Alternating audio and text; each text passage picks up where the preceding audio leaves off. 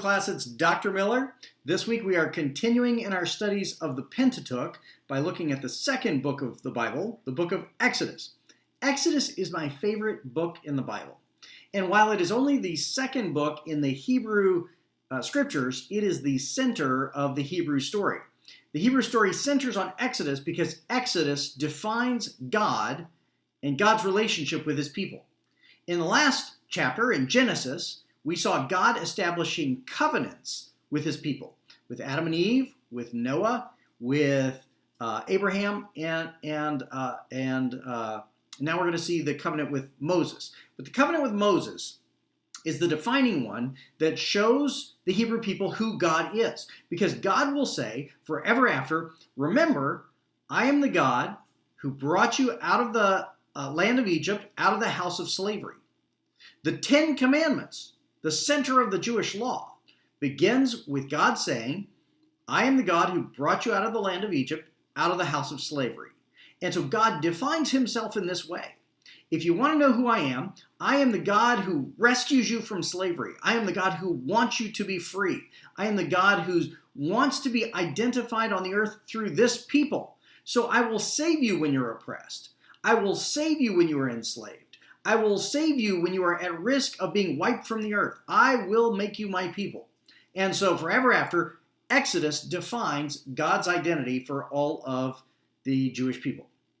Exodus has had a huge effect on the history of the world because anytime an oppressed people has looked for historical narratives to say, what is a guiding storyline for our longing for freedom, they've gone to the book of Exodus.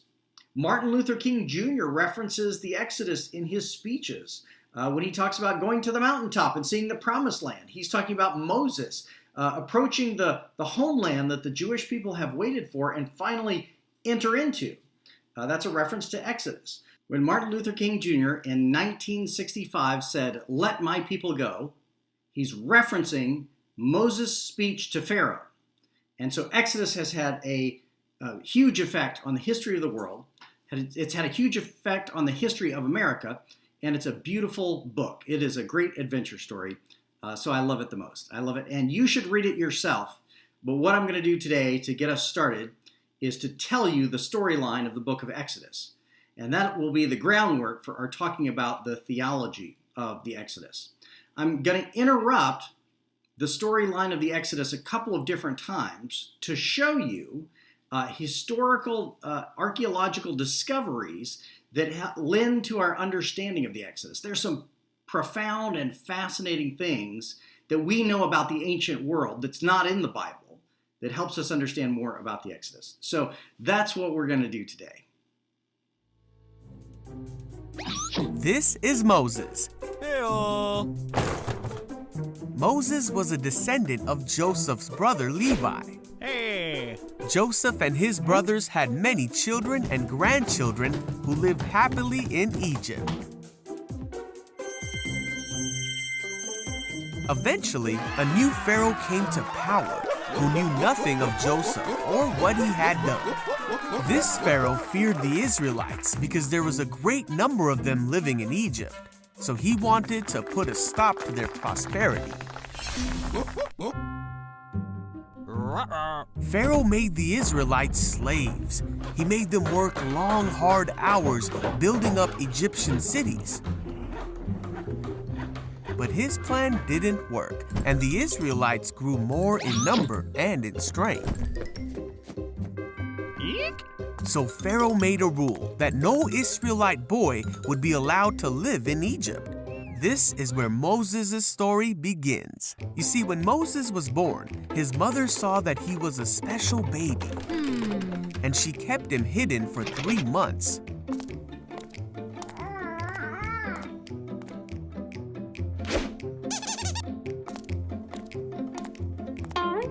But when she could no longer keep him a secret, she made a basket and put him in the Nile River among the reeds. Moses' sister stayed to watch what would happen to her baby brother, and soon the Pharaoh's daughter came to the edge of the river. When she saw the basket, she sent her servant to get it. When she saw the baby, she felt sorry for him, Aw. thinking he must be an Israelite baby who wasn't supposed to live. Excuse me. Then Moses' sister asked the princess if she would like her to find an Israelite woman to take care of the baby. Uh-huh. So Moses' sister went and got her mother. Moses' own mother took care of him until he was old enough to live in the Pharaoh's house, where the princess adopted him as her son. And so, Moses, an Israelite boy who wasn't supposed to live, became the adopted grandson of the Pharaoh and lived in the palace as God prepared him for a great destiny that was only just starting to unfold.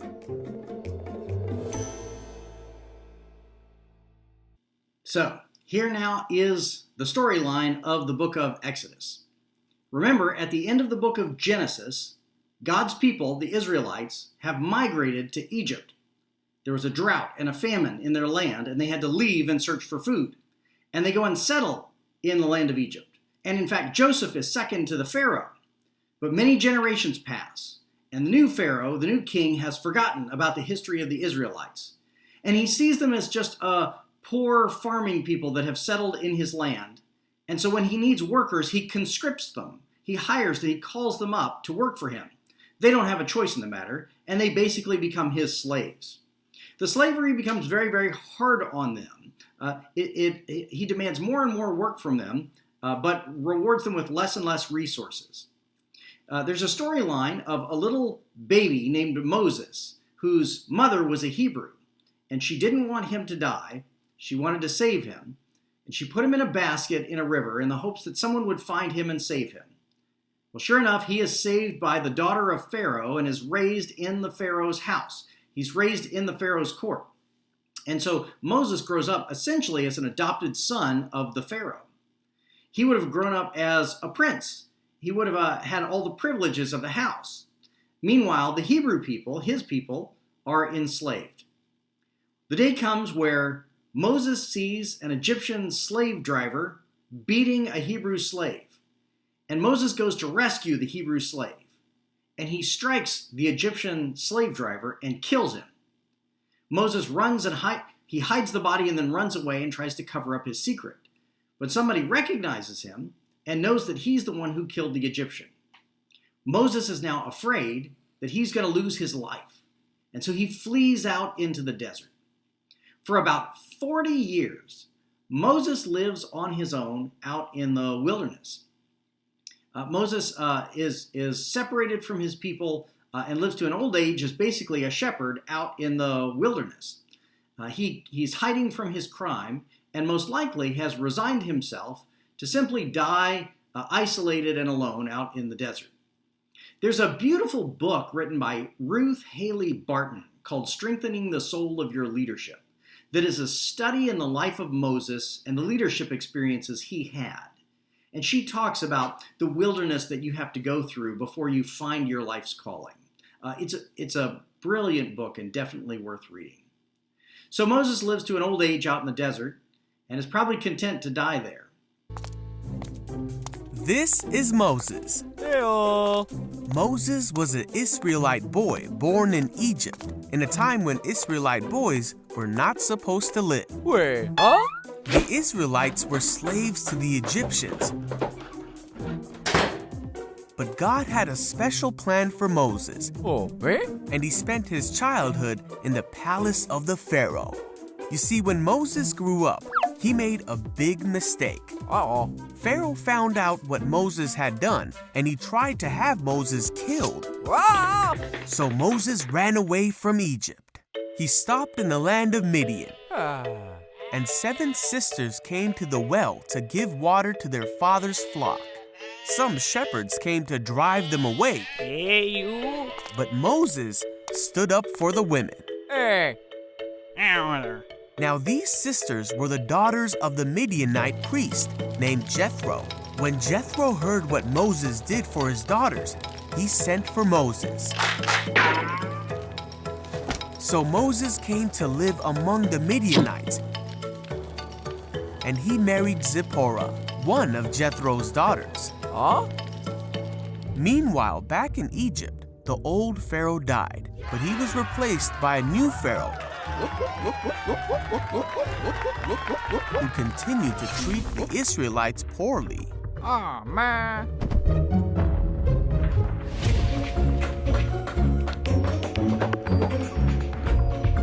The Israelites cried out to God because of the terrible things that the Pharaoh made them do. God heard these people and knew it was time to act.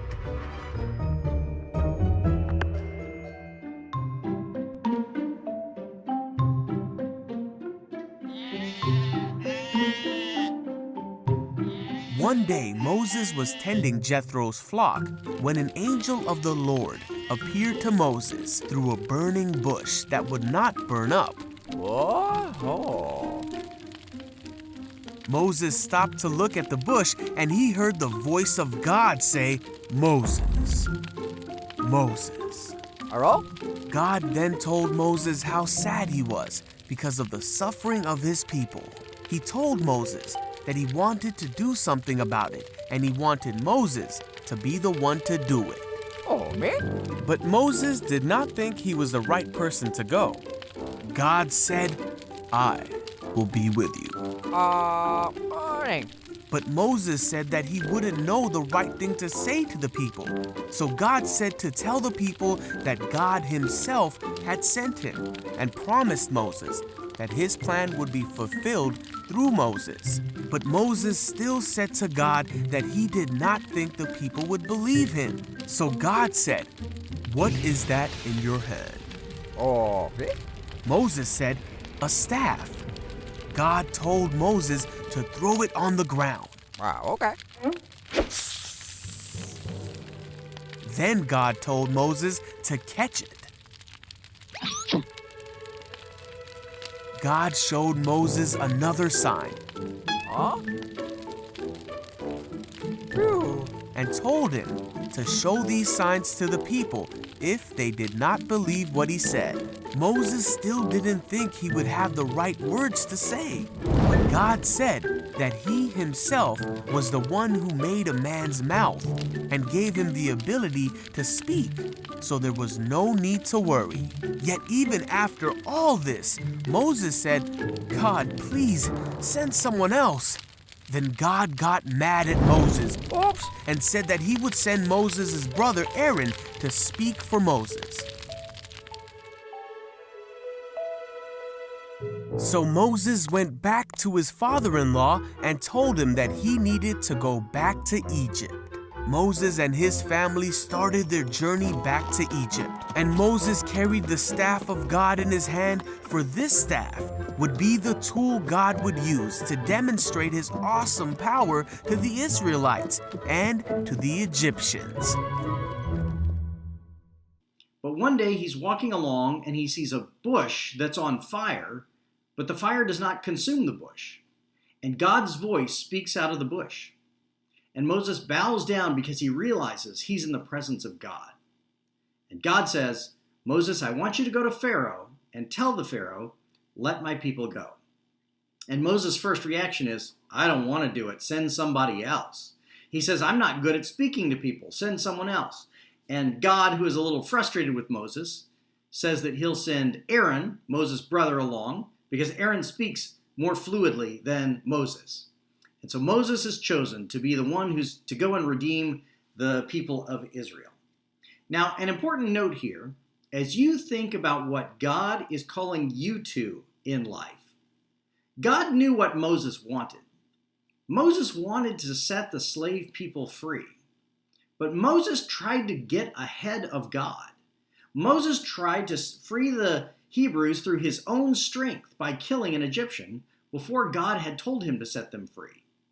God knows what Moses actually wants deep in his heart, and God gives it to him in the right time. As you and I are looking for our calling in life, it's important to remember we shouldn't get ahead of God even when we think we know what we want, because it'll all come in God's timing. So Moses returns to Pharaoh and says, "God says, 'Let my people go.'" And Pharaoh says, "No way, Jose." That's in the Hebrew. Now we go through a series of narratives in the book of Exodus that are called the 10 plagues. This is Moses, Hey. who was an Israelite born in Egypt in a time when Israelite boys were not supposed to live. Wait, huh? Moses, however, grew up in the palace of the Pharaoh, the very man who was enslaving the Israelite people. When Moses grew up, he made a big mistake. Uh-oh. So Moses ran away from Egypt Wow! to the land of Midian. Ah. After many years, an angel of the Lord appeared to Moses Ah!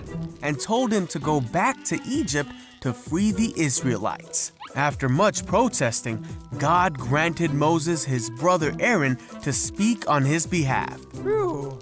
So Moses went to Egypt. Here, move there.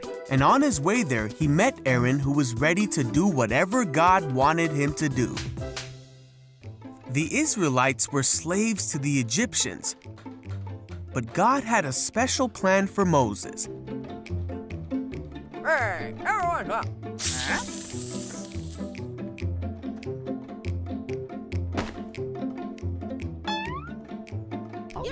After rallying God's people to them, Yeah. Moses and Aaron went to the Pharaoh. Ahem.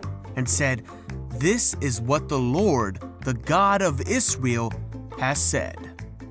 Let my people go." Shoot.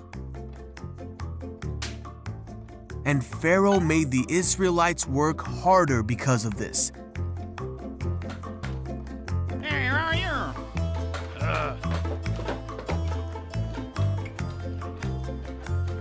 Huh? The foremen of the Israelite slaves were angry with Moses and Aaron for causing this trouble. Huh? So Moses cried out to God and asked why this was happening. But God said, "You will see what I will do. I am the Lord. I will deliver you from slavery." Wow, okay. Hey! Moses told this to the people, Hey, hey. but they were so discouraged that they didn't listen to him. Yeah, whatever. God told Moses to go to Pharaoh and to do exactly as he said. So Moses and Aaron went to the Pharaoh. Hey. God told them to take the staff and throw it down before Pharaoh. Huh? Pharaoh was not impressed. He called his wise men and sorcerers, and they did the same thing. Hooga, hooga. But Aaron's staff swallowed up the sorcerer's staff. Oh. Yet Pharaoh's heart was hardened, and he would not listen to them, Shoot, shoot. just as God had said. Then the Lord said to Moses, "Go to the banks of the Nile River and meet Pharaoh." Hey, Pharaoh. Oh, man. Moses and Aaron did just as God had said. Oh. But again, Pharaoh's magicians did the same miracle, Ta-da. and Pharaoh refused to let God's people go. So God sent 9 more plagues to Egypt to show his power.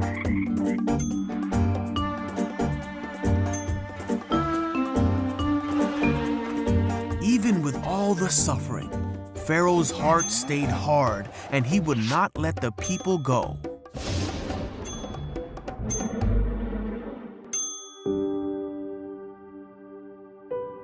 On the night of the last plague, Pharaoh woke up Huh? and heard a great cry in Egypt, Oh, no. for there was not a house in Egypt where someone was not dead. Pharaoh summoned Moses and Aaron and told him to be gone with the Israelites. So the Israelites left Egypt immediately and made their way to the Promised Land, taking with them many riches from Egypt, and they took Joseph's bones as they had promised him many years before. But after they had gone, Pharaoh changed his mind and readied his army to take back the Israelites. When the Israelites saw Pharaoh and his armies come, they were terrified. Everyone up. But God made a way for them. Through all of this, the Israelites saw the great power of their God, the one true God, and they put their trust in Moses, his servant. A plague is a terrible disaster that happens to a people, often a natural disaster. And usually when we use the word plague in modern English, we either mean a plague of some kind of animal that takes over a population, like an insect that eats all the crops, or a plague that's a kind of sickness that people get and are killed by. So God begins to send plagues upon Egypt. He first turns the Nile River into blood. And Moses goes to Pharaoh and Pharaoh basically consents and says, I'll let the people go, just save Egypt, turn the river back. And the river returns to water. But then Pharaoh changes his mind and says, no, you can't leave now. So Moses goes to Pharaoh again and says, let my people go. And Pharaoh says, no. And so another plague happens. There's a plague of locusts, there's a plague of flies, there's a plague of diseases that affect the animals, there's a plague of diseases that affect the people. One after another, these plagues happen to Egypt and just wreck the country. And each time Pharaoh gives in and says, okay, I'll let you go. But the minute that the plague has passed, Pharaoh changes his mind. He reneges and says, I'm not going to let you go. And so finally the day comes where Moses goes to Pharaoh again. They've endured 9 plagues. And Moses says to Pharaoh, let my people go. And Pharaoh says no. And God says, this is what's going to happen. He says to Moses, tell the Hebrews to go and slaughter a lamb like they would for dinner. These are farmers, so they're used to raising livestock and killing it to eat. Go and kill a lamb and have the lamb for dinner on a specific night. But when you do so, I want you to take the blood of the lamb and mark your doorpost with it. And in the middle of the night, my spirit will pass over Egypt. And as my spirit passes over Egypt, the firstborn child of all the Egyptians will die. Pharaoh's child will die. Pharaoh's generals' children will die. The firstborn in each house will die. But I will not kill the firstborn in any house that's marked with the blood of the lamb. And so this becomes known as Passover. Forever after, the Hebrews will remember this as Passover, the day in which God's Spirit passed over Egypt. The Hebrew word for this is Pesah, which is the Hebrew expression for passing over. And so this becomes this terrible plague, and finally the Egyptians relent and they let the Hebrews go. At this point, there's a fascinating connection between the story of the Exodus and a couple of moments in history. 2 things to notice, a couple of facts from history, from Egyptian history to pay attention to. Number 1, some scholars have theorized that the 10 plagues of Egypt are intended to parallel 10 of the Egyptian gods that the Egyptians worshipped. So the Egyptians worshipped a god who had a head like a frog, and the Egyptians worshipped gods who appeared as cows. And so when there's a plague on the cows or when there's a plague of frogs, some biblical scholars have speculated that that's God's way of showing, I am greater than your gods. I have more power than the god of the frogs. I have more power than the god who looks like a bull. I am the God who rules over all of your gods, who dominates all of your gods. And so there's a fascinating chart that I'll show you that depicts the contrast between the Egyptian pantheon and the plagues of Egypt. Now this is fascinating. There's a papyrus, a piece of paper found in ancient Egypt, which describes an event that sounds a lot like the Exodus of Egypt. It's called the Ipuwer papyrus. And it's fragmented, but here's what we can read. You can read the text of the Ipuwer papyrus online.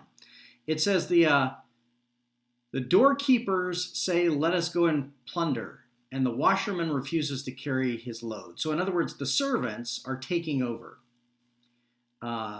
It says, a man regards his son as his enemy. Confusion.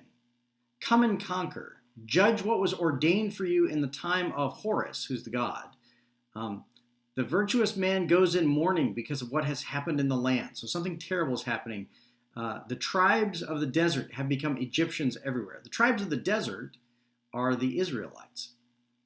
The ancestors foretold what the ancestors foretold has happened, and the land is full of Confederates. And a man goes to plow with his shield. There's this description of the underclass taking over. It says, the plunderer is everywhere, and the servant takes what he finds. Indeed, the Nile overflows, yet none plow for it. Everyone says, we do not know what will happen throughout the land. Indeed, the women are barren, and none conceive. So there's this sort of disaster going on that's affecting all the people of Egypt. Poor men have become owners of wealth, and he who could not make sandals for himself is now the possessor of riches. Men's slaves, their hearts are sad, and magistrates do not fraternize when they shout. Their hearts are violent. Pestilence is throughout the land, and there's been one plague after another of pestilence. Blood is everywhere, which could refer to the Nile turning to blood, or it could refer to the death of animals or the firstborn. Death is not lacking. Indeed, many dead are buried in the river. The stream is a sepulchre, and the place of embalmment has become a stream. Indeed, noblemen are in distress, while the poor man is full of joy. Everyone in every town says, let us suppress the powerful among us. There's sort of this description of the underclass taking over, and disease and death everywhere. Squalor is in the land, and there are none indeed whose clothes are white in these times. Indeed, the land turns around as does a potter's wheel. The robber is a possessor of riches. The servant complains, how terrible, what am I to do? Indeed, the river is blood, yet men drink of it. Men shrink from human beings and thirst after water. That's a pretty good description of the first plague. Indeed, gates, columns, and walls are burnt up, while the hall of the palace stands firm and endures. Indeed, the ship has broken up. Towns are destroyed, and Upper Egypt has become an empty waste. Crocodiles are full of fish they have taken, for men go to them of their own accord. It is the destruction of the land. Men say, do not walk here. Behold, it is a net.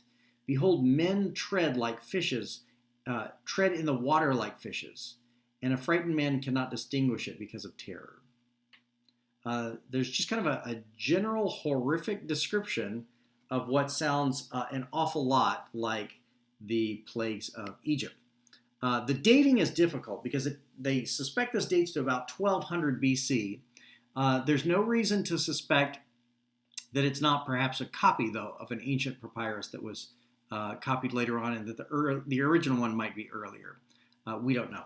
But there are now Egyptian signs that the Exodus occurred in Egyptian history. There's an Egyptian stele that refers to Israel being no more, and that's probably from 1500 BC. So there's an ancient reference to Israel in the Egyptian writings. And so just fascinating historical side notes. The Egyptians have some record of the Israelites being there, and what looks an awful lot like a record of the Exodus. So now, Moses leads the people out into the wilderness, and there is a pillar of fire that goes in front of them at night so they can see the way, and a pillar of smoke that goes in front of them during the day so they can see the way, and it leads them towards the Red Sea. The Red Sea looks like an ocean from the banks. It's not a river, it's gigantic. And they're headed towards it, and behind them is Pharaoh and his army coming to take them back or to kill them. And Moses leads them towards the Red Sea. And here is what is probably one of the most powerful verses in the Bible, and one of my favorites, Exodus 14:14. You can go back and read this. The Lord will fight for you. You need only be still. there's this promise that if the Israelites are simply faithful, they won't have to defend themselves. God will defend them for them and for Himself.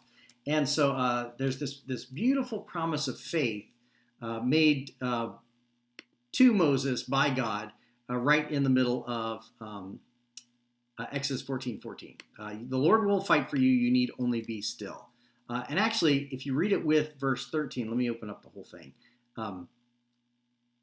It's even more powerful. Moses answered the people, "Do not be afraid. Stand firm, and you will see the deliverance the Lord will bring you today. The Egyptians you see today, you will never see again. The Lord will fight for you. You need only be still." And with those words, Moses led the people towards the Red Sea. And when he stepped into the Red Sea parted, and the people passed through on dry ground. And when the Egyptians tried to chase them into the Red Sea swallowed them and killed the Egyptians. And that sort of parallels the Ipuwer papyrus and the writings about bodies floating in the water. So there's the story through which the Israelites finally escaped Egypt. And now they're going to enter into their wilderness wanderings.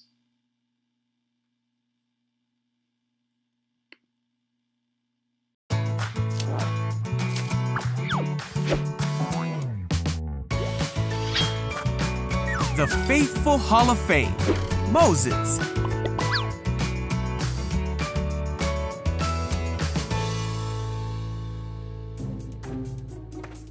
This is Moses, who was an Israelite born in Egypt in a time when Israelite boys were not supposed to live. Wait, huh?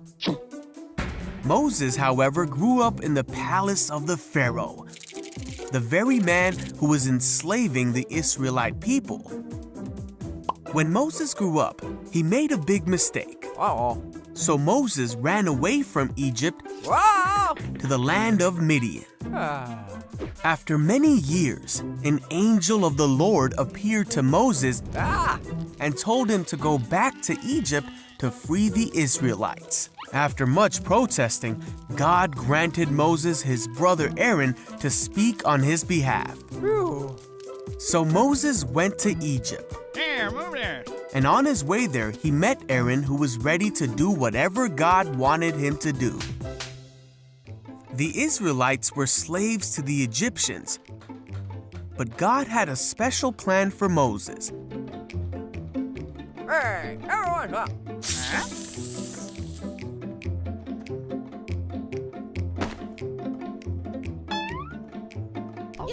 After rallying God's people to them, Yeah.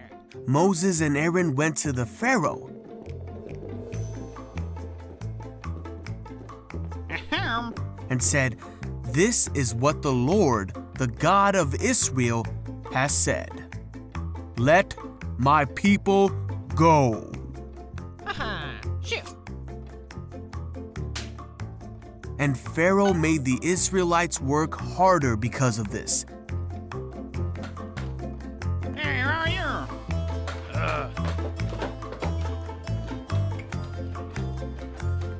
Huh? The foremen of the Israelite slaves were angry with Moses and Aaron for causing this trouble. Huh? So Moses cried out to God and asked why this was happening. But God said, "You will see what I will do. I am the Lord. I will deliver you from slavery." Wow, okay. Hey! Moses told this to the people, Hey! but they were so discouraged that they didn't listen to him. Yeah, whatever. God told Moses to go to Pharaoh and to do exactly as he said. So Moses and Aaron went to the Pharaoh. Hey. God told them to take the staff and throw it down before Pharaoh. Huh? Pharaoh was not impressed. He called his wise men and sorcerers, and they did the same thing. Hooga, hooga. But Aaron's staff swallowed up the sorcerer's staff. Yet Pharaoh's heart was hardened, and he would not listen to them, Shoot! just as God had said. Then the Lord said to Moses, "Go to the banks of the Nile River and meet Pharaoh." Hey, Pharaoh. Oh, man. Moses and Aaron did just as God had said. Oh. But again, Pharaoh's magicians did the same miracle, Ta-da. and Pharaoh refused to let God's people go. So God sent 9 more plagues to Egypt to show his power.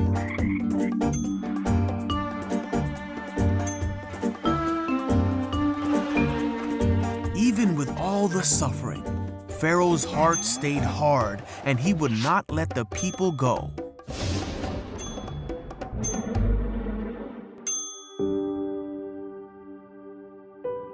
On the night of the last plague, Pharaoh woke up and heard a great cry in Egypt, Oh, no.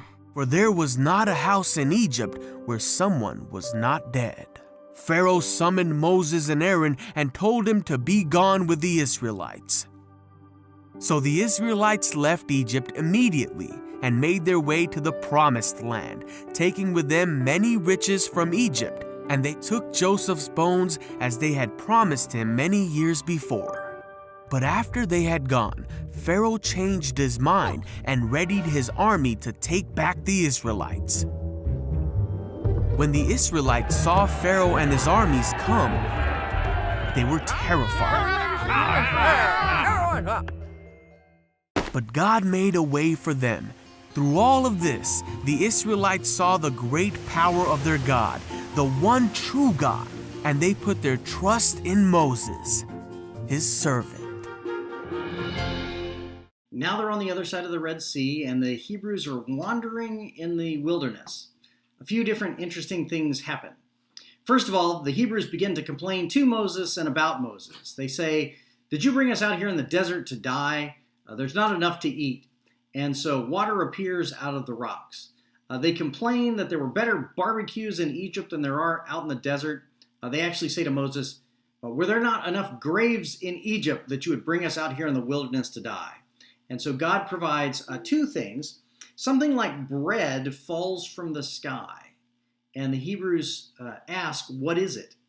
And so the Hebrew word, "what is it?" manna, becomes what they call it. They call it the whatchamacallit, the what is it? And manna falls every day. And every day the Hebrews can collect enough bread to eat for the day to survive on. When they complain there's not enough meat, God causes flocks of quail to land. And the Hebrews can capture quail and eat the quail as well. So God provides for them in the wilderness. The biggest event that happens in the wilderness wanderings is that Moses takes the people to Mount Sinai. And he goes up to the top of Mount Sinai to talk to God for 40 days. And while he's up there, God speaks to him and gives him the 10 Commandments. The 10 Commandments becomes the cornerstone of Israeli law. It's the heart of what the Israelites believe God wants from them. There are some 620 laws in all the Torah, but these 10 are the core.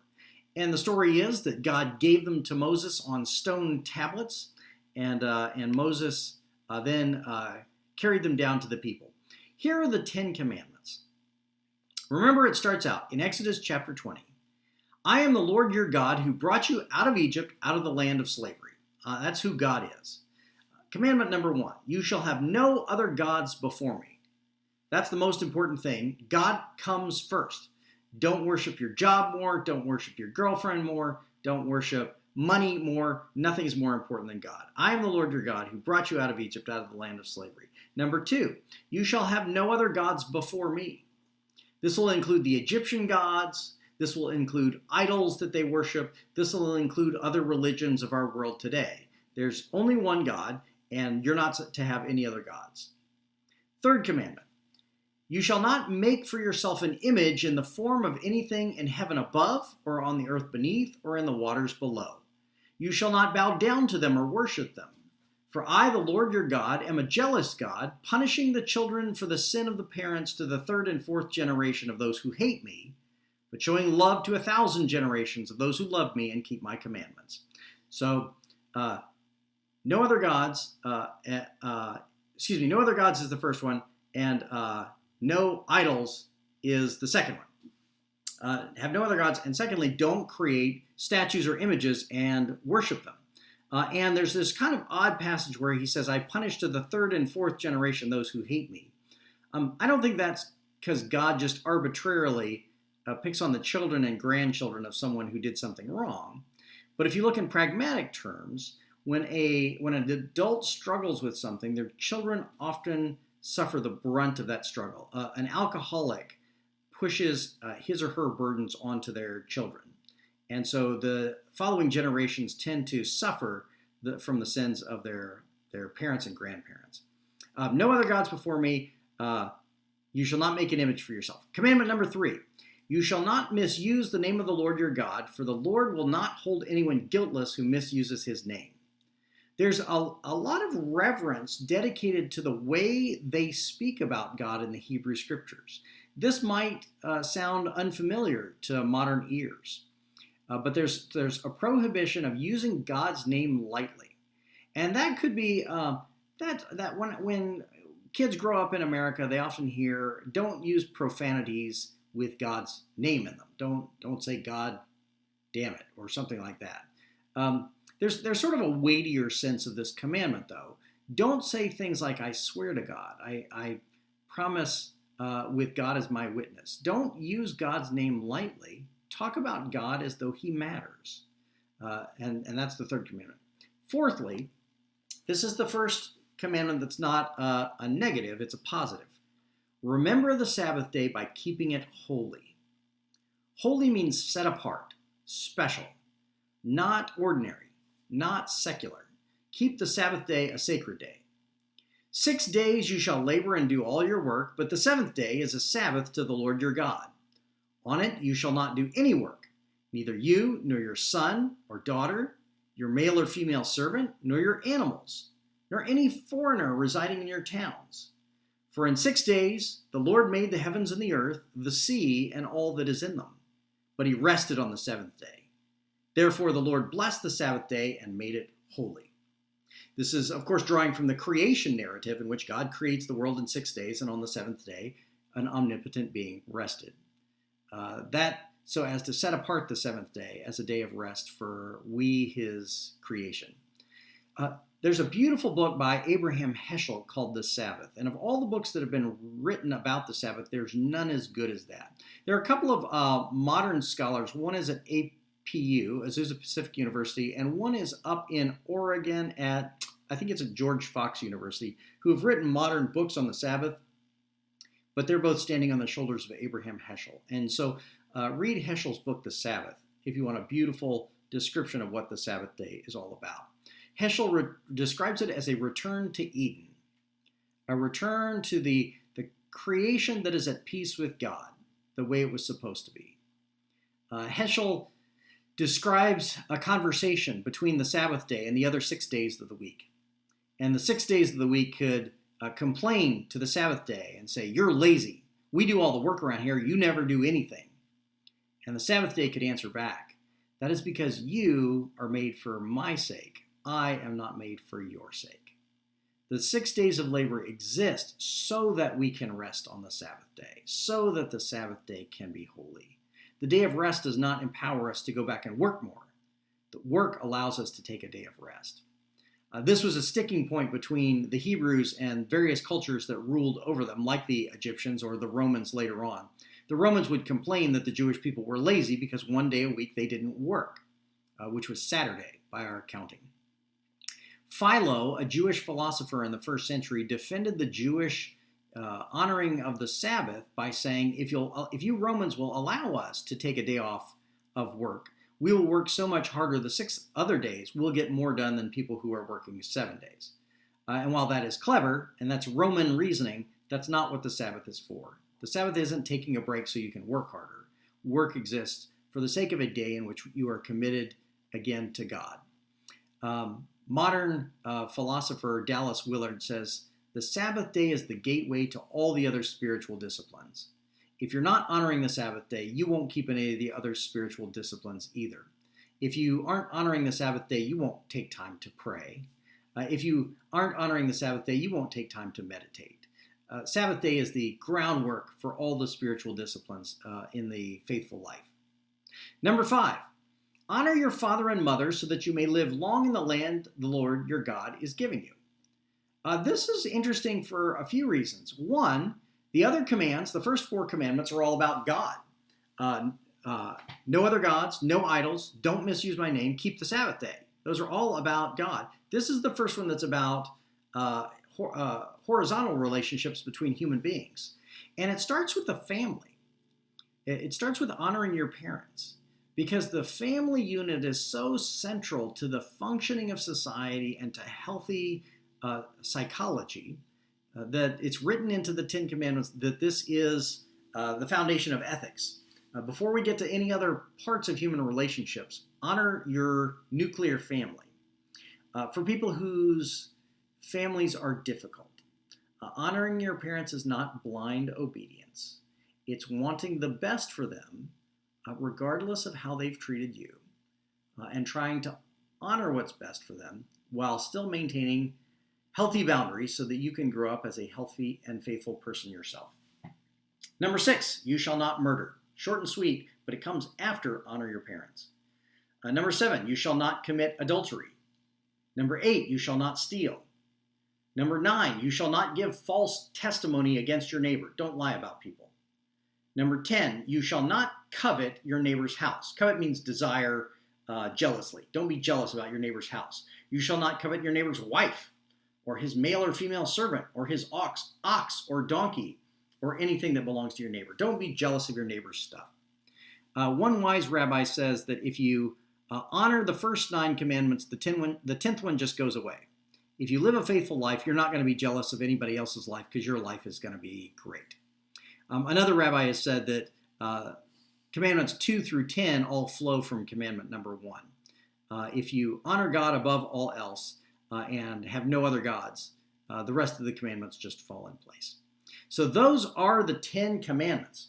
Moses receives the 10 commandments up on Mount Sinai and then goes down, and what happens next is terrible.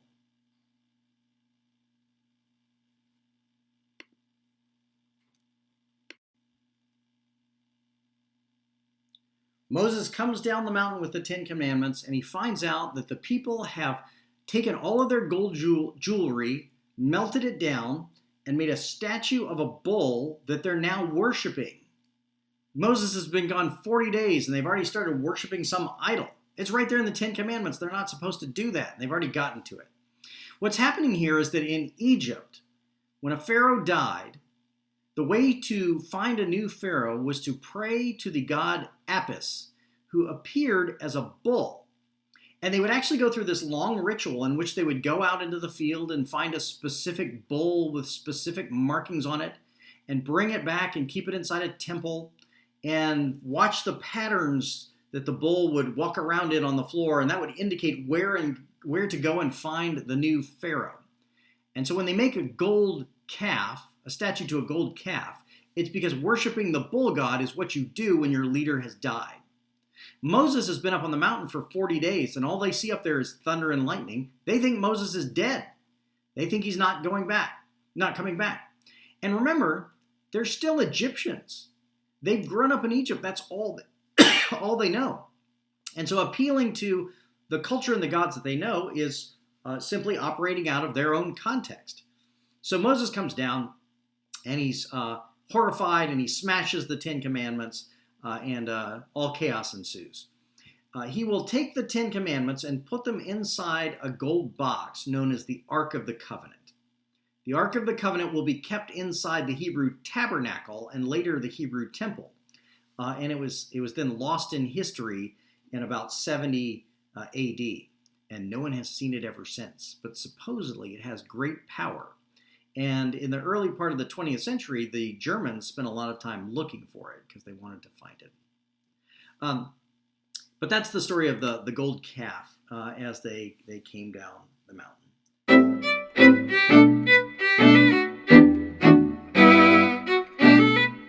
There are 3 festivals that the Jewish people have celebrated ever since. And there are 3 festivals that represent the Exodus.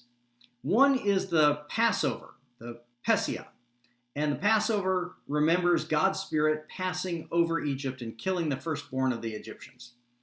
One is called Shavuot, or we call it Pentecost in the modern day, because of the number of days. It's 50 days after. At Pentecost remembers God giving the law to Moses on Mount Sinai. In the New Testament, in the book of Acts, Pentecost is the moment at which God's Spirit speaks to the disciples. And it happens on that very holiday in which they remember God speaking through the law. So in Exodus, God speaks through the law on Pentecost. In Acts, God speaks through the Spirit on Pentecost. Profound parallel. The third festival is called Sukkot, which is the festival of booths, where they remember the fact that they had to wander through the wilderness for many years. And when they celebrate that, they build little shacks, little tents. They actually do it today in Israel and in other parts of the world where Jewish people celebrate Sukkot to remember the fact that God took them through their years of wandering and finally into their home.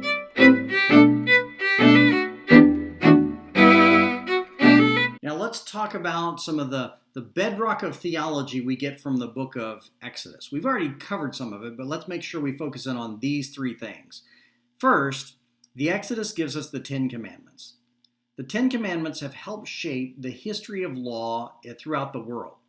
The Supreme Court building of the United States today has an image of the Ten Commandments carved onto the side of it, signifying the fact that it played a significant development in modern law. The law is the heart of the communication of God in Exodus.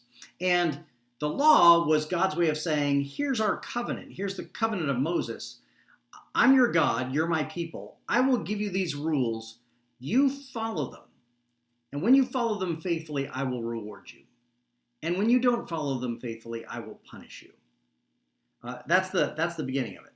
Now, we see in the book of Exodus and thereafter, the Hebrews are unable to perfectly follow God's law. And so a second thing happens. In the second half of the book of Exodus, God tells them he wants them to build a house of worship. And because they're nomads, because they're wandering, they have to build a house of worship that is a big tent, made it out of cloth. And in the book of Exodus, there are very specific descriptions of how long and how tall and how wide everything is supposed to be, what colors it's supposed to be. They're supposed to make this very detailed house of worship. It says what kinds of things are supposed to be kept within it, including the Ark of the Covenant will be kept in the house of worship. And the Hebrews will believe that in the center of the temple, in the center part, that's where God's Spirit lives, in the Ark of the Covenant, in the center of the temple. And between the center of the temple and the rest of the world, they hang a giant curtain.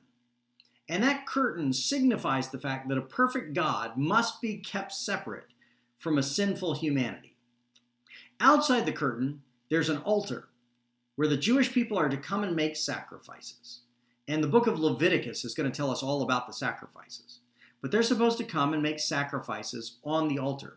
When they sin, when they do wrong, they bring an animal and sacrifice it, and that's how they appease God if they've done wrong.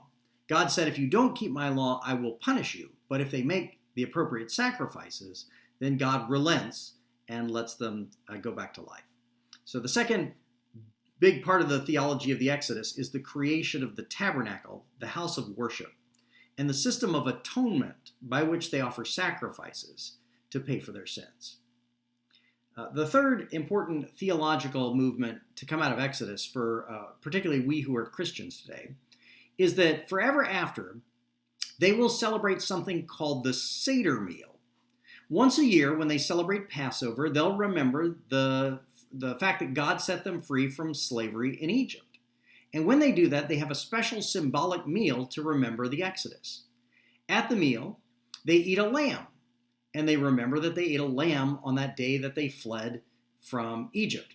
They'd eat some bitter herbs that made them cringe and would talk about how slavery had been so bitter to them. They would drink a cup of wine, and say, remember the lamb's blood that marked the doors of our houses. They would eat flatbread and say, remember how we had to flee from Egypt in the middle of the night and we didn't even have time for our bread to rise. So they practiced this symbolic meal for centuries to remember the fact that God was the one who set them free. This is who God is, the one who took them out of the land of slavery. That will become, in the hands of Jesus, a new symbol, because Jesus will celebrate that meal on the last weekend of his life. He goes into Jerusalem to celebrate the Passover with his disciples, and he breaks bread and he passes the cup. But instead of telling the story of the Exodus, he will say, this is my body broken for you. This is my blood shed for you. And so the Christians will take part in the Passover meal, but remember it as something that honors Jesus, not simply as a celebration of the Exodus. So a significant symbol in the Christian faith comes again from this story of Exodus. And those are some deep theological foundations of the Jewish and Christian faith that exist in the book of Exodus.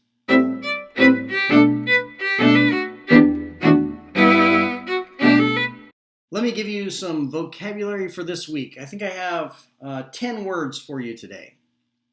Number one, Exodus, obviously. An exodus is a flight out of something. We talk about the Exodus, the big one, in the book of Exodus, but you can have an exodus of people moving from one place to another. So for instance, right now, there's a lot of talk about an exodus from California of people who are tired of the high taxes and the drought. So there's an exodus out of California. Number two, plague. A plague is a terrible disaster, often of a natural kind, that happens to people. You can talk about a plague of locusts that eats up people's crops, or a plague like the bubonic plague that killed a third of Europe in the Middle Ages, a disease that spread through the people. Number three, tabernacle. A tabernacle is a house of worship. It's like a temple or a church. Sometimes driving around these days in Los Angeles, you'll see a building called a tabernacle. That's usually a Christian church that's just chosen the name tabernacle instead of church. Number four, holy. Holy means separate and set apart. The Bible distinguishes between the holy and the secular, that which isn't holy, or the holy and the wicked. Holiness means being set apart for special use and special purposes. When the Bible talks about people being holy, it means people being obedient to God and not being given to the ways of the world or the temptations of the flesh. Number five, sacrifice. In terms of a noun, as it's used in the book of Exodus, a sacrifice is when an animal is killed in the place of someone else.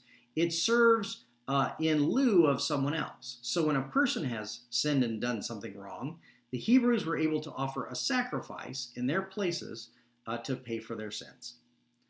Number six, atonement. The way to remember the meaning of the word atonement is it's literally the two English words and a suffix, at one meant. Atonement means two things that have been separated coming together to be at one again. In the Bible, it's talking about God and humanity. Humanity has rejected God and run away from God, and the process by which God reconciles himself to his people is called atonement. In the Exodus, atonement comes when people offer sacrifices to pay for their sins, and so God forgives them.